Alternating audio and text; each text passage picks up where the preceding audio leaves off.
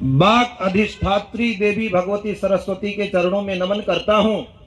साथ ही कार्यक्रम की मुख्य अतिथि महोदया, कैंट की विधायक आदरणीय कपूर आंटी जी, हम तो बचपन से ही आंटी जी बोलते हैं क्योंकि अंकल जी का बड़ा स्नेह हमारे ऊपर रहता था। हमारे यहाँ तो आश्रम में स्कूटर से चले आया करते थे।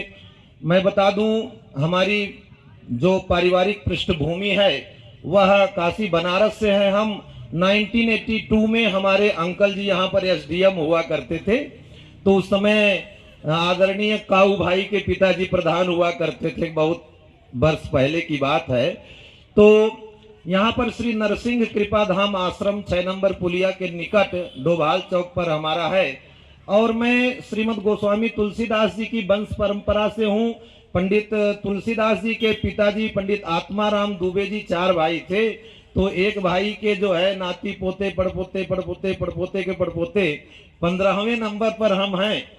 तो अभ्युदय वात्सल्यम जैसा कि नाम है, वात्सल्य शब्द जो है हमने हिंदी साहित्य में, हिंदी भाषा विज्ञान में वात्सल्य शब्द जो पढ़ा है, वह वात्सल्य रस जो है 10वां रस के रूप में वर्णन आता है। हमारे यहाँ भाषा विज्ञान के वरिष्ठ प्रवक्ता हैं आदरणीय विपुल मिश्रा जी, यहाँ खड़े हैं, ये समझ रहे हैं। तो जैसा कि इस संस्था के नाम में वात्सल्यम है और इस संस्था की अध्यक्षा महोदया आदरणीय गार्गी मिश्रा जी वात्सल्य लुटाती हैं, वात्सल्य बिखेरती हैं, और इन्हीं के प्रयासों से यह कार्य चल रहा है।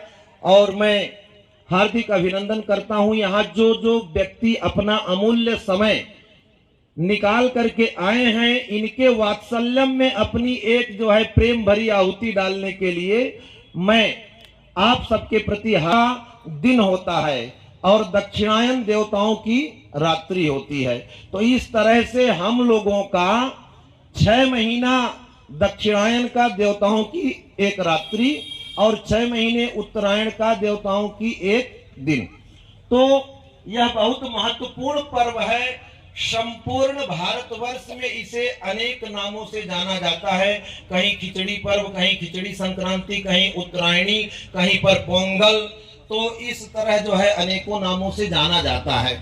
विशेष रूप से इस आयोजन के तहत डॉक्टर गार्गी मिश्रा जी और डॉक्टर अशोक मिश्रा जी जो नशा मुक्ति अभियान को लेकर के आगे चल रहे हैं, मैं कहता हूं एक नशा करने वाला व्यक्ति, एक जो है मदिरा पान करने वाला व्यक्ति केवल मदिरा को ही नहीं पीता है, वो अपनी पत्नी की खुशी को पी जाता है, अपने माँ के चैन को पी जाता है, अपने बच्चों के सपनों को पी जाता है, अपने पिता की प्रतिष्ठा को एक घूंट में पी जाता है। इसलिए मिश्रा जी के अभियान को आगे बढ़ाएं। तो मैं कहना चाहूंगा, बड़ा महत्व है उत्तरायणी पर्व का। उत्तरायण सूर्य भगवान 1 महीने का सफर करके जब धनु राशि में रहते हैं उसको खरमास कहा जाता है। और ऐसा माना जाता है कि बृहस्पति की राशि धनु और मीन में जब सूर्य नारायण संचरण करते हैं तो उसको खरमास कहते हैं। खरमास का तात्पर्य यह होता है कि भगवान सूर्य के रथ को 7 घोड़े खींचते हैं, लेकिन खर कहा जाता है गदहा को, ठीक है ना। तो लेकिन जब धनु राशि में सूर्य होते हैं तो उस दरमियान उनके रथ को जो है गधे खींचते हैं। तो इसीलिए खरमास के महीने में कोई शुभ कार्य नहीं किया जाता है। और मैं बताऊं, जब धनु राशि को छोड़ करके सूर्य नारायण मकर राशि में प्रवेश करते हैं तो मकर संक्रांति होती है। और आज की रात्रि 2:43 पर सूर्य भगवान मकर राशि में प्रवेश करेंगे। इसमें खिचड़ी खाने और खिलाने का बड़ा महत्व है। और मैं बता दूं कि इसका वैज्ञानिक महत्व है। आप लोगों के पास समय होगा, मैं 2-3 मिनट का समय लूंगा। हमारे यहाँ जो भी अनुष्ठान, जो भी पर्व त्योहार होते हैं, उसका बहुत बड़ा वैज्ञानिक महत्व होता है। इसमें विज्ञान क्या है मैं आपको बताऊंगा। इन्हीं के कार्यक्रम में मैंने नगर निगम में एक बार बोला था, जो हमारे यहाँ पंच महाभूतों की उपासना होती है। पंच महाभौतिक ब्रह्मांड है ये, पंच महाभौतिक शरीर। कौन कौन से पंच महाभूत हैं बच्चों को पता है? Water, fire, air, earth and space.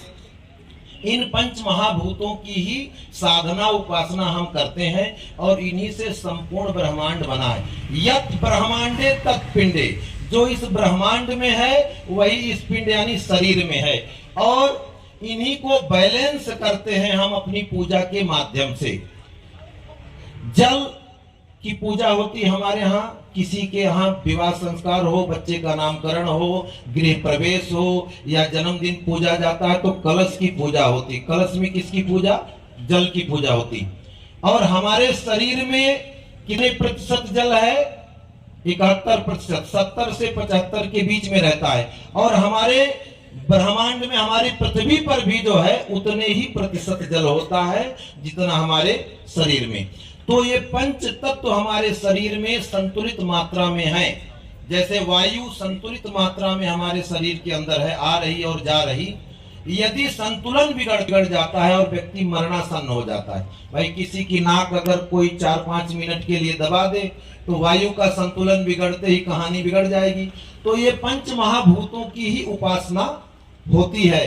तो मैं बता रहा था खिचड़ी, खिचड़ी से कैसे हम नवग्रहों को बैलेंस करते हैं। खिचड़ी में मुख्य तत्व होता है क्या? चावल। चावल से चंद्रमा और शुक्र जो है बैलेंस होते हैं। खिचड़ी के अंदर जो उड़द की दाल पड़ती है उससे शनि बैलेंस्ड होते हैं। 3 ग्रह हो गए, गिनते रहना। खिचड़ी के अंदर जो अदरक पड़ती है उससे राहु और केतु बैलेंस होते हैं। खिचड़ी में जो हल्दी डाली जाती है उससे हमारा बृहस्पति मजबूत होता है। और खिचड़ी में घी डाल करके जो खाते हैं, गरम गरम खिचड़ी में घी डाल करके खाते हैं तो घी से शुक्र भी मजबूत होता है और घी पीला होता है। यदि गऊ का घी होगा तो पीला होगा, तो पीले से बृहस्पति मजबूत होता है। और साथ ही मैं आपको बता दूं, खिचड़ी के अंदर अनेकों प्रकार के लोग सब्जियां डालते हैं, जैसे मटर डाल देते हैं। तो मटर हरा होता है और हरा बुध का प्रतीक होता है, उससे आपका बुध बैलेंस होगा, बुध मजबूत होगा। साथ ही उसके अंदर टमाटर और गाजर जो डालते हैं तो लाल रंग सूर्य और मंगल का प्रतिनिधित्व करता है। सारे ग्रह हो गए कि बाकी हैं? कोई हो गए ना। लाल रंग जो है सूर्य और मंगल का प्रतिनिधित्व करता है। इसीलिए हमारे भैया अशोक मिश्रा जी ने आज खिचड़ी बनवाई है आप लोगों को खिलाने के लिए, ताकि आपके के नौ ग्रह बैलेंस हों। और उत्तरायण पर्व जो होता है इसमें ऋतु का परिवर्तन प्रारंभ हो जाता है। सूर्य की तपिश में थोड़ी सी तेजी आती है और जो है मौसम बड़ा ही खुशनुमा हो जाता है। इसीलिए लोग हर्षोल्लास के साथ ये उत्तरायणी पर्व मनाते हैं। और अभी अभी इसके पूर्व हरीश मेहरा जी ने राम जी का जो भजन गाया, मैं 22 तारीख को विशेष रूप से वहां आमंत्रित हूं। देहरादून में 3 महंतों को आमंत्रित किया गया। आदरणीय कृष्णागिरी जी महाराज जो टपकेश्वर वाले हैं, और ये दास भी जाएगा, और साथ ही देवेंद्र दास जी महंत इंद्रेश वाले। तो अयोध्या में हमें भी निमंत्रण मिला है और मैं जा करके अभ्युदय वात्सल्यम की तरफ से वहां जो है भगवान को नमन करूंगा। और अभ्युदय वात्सल्यम का अभ्युदय होता रहे। आप सब समस्त विज्ञ जनों की वचन प्रवीणु, सकल कला सब विद्याहीनु। आपको पुनः बार बार नमन। उत्तरायणी पर्व की ढेर सारी शुभकामनाएं। जय श्री राम, जय उत्तराखंड, जय देवभूमि। हर हर हर हर हर हर